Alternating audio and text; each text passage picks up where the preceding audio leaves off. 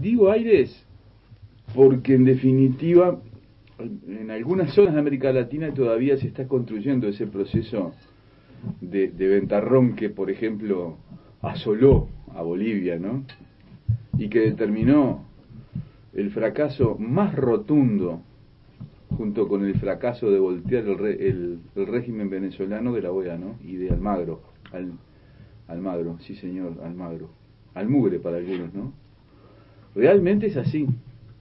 Estamos en un periodo histórico muy especial, comenzando a salir a través de la resistencia y de la organización y de todo un proceso de acumulación de décadas en América Latina, en el cual desde los pueblos originarios hasta los sectores intelectuales blancos, pasando por la clase trabajadora, asumieron la responsabilidad histórica de pensar que es posible una sociedad justa, y para eso se comenzaron a organizar en sindicatos, en partidos, se empezaron a organizar a nivel barrial, a nivel juvenil, en organizaciones de otro tipo, y comenzaron allá por la década del 50 y algunos mucho antes a dar la pelea por una sociedad más justa, como decíamos. Y bueno, y hoy, y en este momento, y después de las dictaduras de la década del 70, cuando de alguna manera trataban de hacernos creer que estaba todo perdido, y cuando esas dictaduras que se llevaron a la práctica para imponer un modelo económico neoliberal de explotación máxima, y para eso necesitaban inevitablemente desarticular toda la acumulación que había en el campo popular en términos de organizaciones, cuando todo eso pasa, comienzan a desarrollarse nuevas expectativas, a crearse nuevas expectativas en América Latina. Salimos de alguna forma más traumática en algunos lados que en otros, pero salimos de alguna forma resistiendo, siempre resistiendo. La dictadura en este país comienza con un golpe de Estado que tiene que soportar la resistencia de la clase trabajadora organizada con una huelga general que ya estaba determinada. En Argentina con la lucha de la calle, en Brasil con la lucha como podían, porque tal vez haya sido una de las dictaduras más brutales y más opresivas de América Latina. Y bueno, y Chile, lo de Chile es terrible, ¿no? Bolivia, lo que estaba pasando, el asesinato del Che en su momento. O sea, todo esto que pareciera ser una especie de collage, no lo es.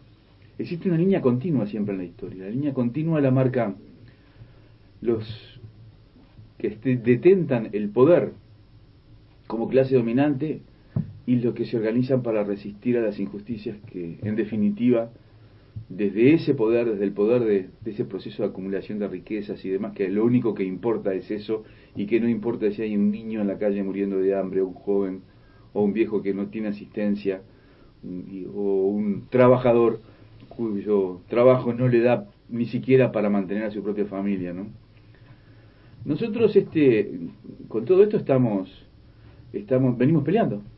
venimos peleando, y resulta que el proceso de acumulación en el periodo del progresismo, que tuvo sus aciertos y sus errores, algunos sostenemos con absoluta convicción, poniéndonos y disponiéndonos a discutir con quien sea, que fueron procesos que dejaron un sedimento muy importante a nivel social, muy importante. No fueron en vano, ni los errores ni los aciertos.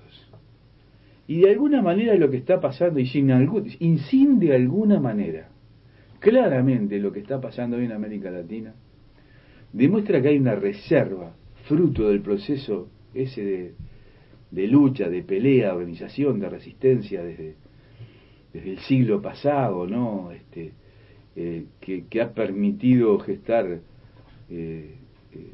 etapas y luchas que fueron heroicas, está presente, y está presente en todos nosotros, y está presente en los pueblos. En Bolivia dieron un golpe de Estado. Acá a nadie se le movió un pelo, digo, no se le movió un pelo, sobre todo a la derecha, ¿no? A mí me da un poco de vergüenza ajena, ¿no? Cuando siento por parte de integrantes de la derecha y también de algunos compañeros de izquierda decir que en Venezuela hay una dictadura. Y hay muchos que no se atreven, por temor a que se les diga, vos estás de acuerdo con la dictadura, a decir, demuéstrenmelo. Hay 25 elecciones en un país, en 25 años, una por año, todas con observación internacional. ¿Y es una dictadura? ¿Qué pueblo intentó invadir? ¿Qué pueblo intentó invadir? ¿A quién intentó utilizar para su propio peculio ese país tan querido, ¿no? Y ese pueblo tan querido? Y cuando vamos a Chile y vemos que la dictadura de Pinochet perduró hasta el día de hoy, no solamente en una constitución, que en definitiva es el cuerpo de reglas desde el punto de vista institucional que rigen el funcionamiento del Estado, sino a través de un aparato represivo y de una clase dominante absolutamente fascista. Y cuando digo fascista me hago cargo de que efectivamente son fascistas. Se visten con ropajes más rosados como acá, pero son fascistas, son más fascistas que acá, evidentemente, ¿no? El Chile es brutal.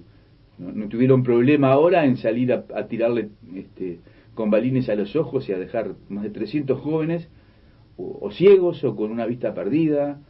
Hay miles de presos políticos, y sin embargo la gente salió. Yo quiero hacer un pequeño alto acá por el pueblo mapuche.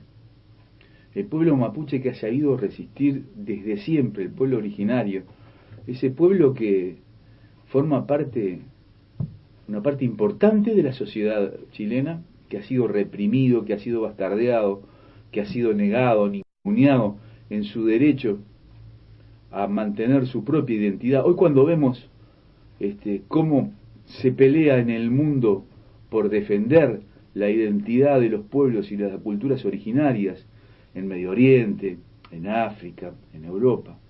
Acá nosotros en América Latina tenemos una población que fue fruto de un exterminio y que aún sigue peleando.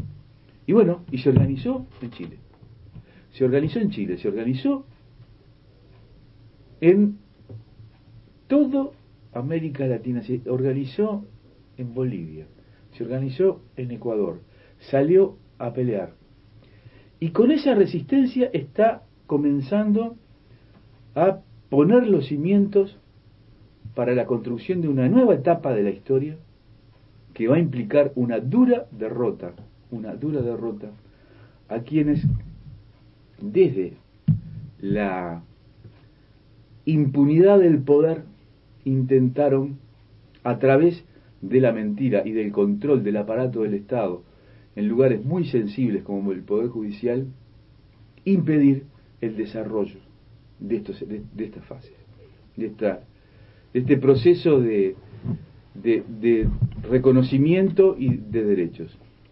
Un par de cosas más breves, ¿no? Nosotros sabemos mucho de lo que pasó en Chile ahora al principio con la lucha estudiantil, pero no ahora por el boleto en esta última explosión. Hace 2 décadas Bachelet los reprimió en forma brutal las 2 veces que estuvo, los reprimió y fue generando condiciones. Nuestra lucha como movimiento estudiantil en la década del 60 comienza siendo la lucha por el boleto. Y nosotros recibimos, hay que ver los parangones históricos, ¿no? Recibimos en aquel momento la respuesta del Estado, que hoy muchos se llenan la boca de que era democrático y demás, del asesinato de Susana Pinto, de Liberarse, de Hugo de los Santos, junto con la represión que ya estaba instalada a nivel de lo que eran las peleas de la clase trabajadora por sus derechos. Si sabremos de todo esto, si sabremos que está enraizado en la historia de la lucha de nuestros pueblos y de la resistencia de nuestros pueblos,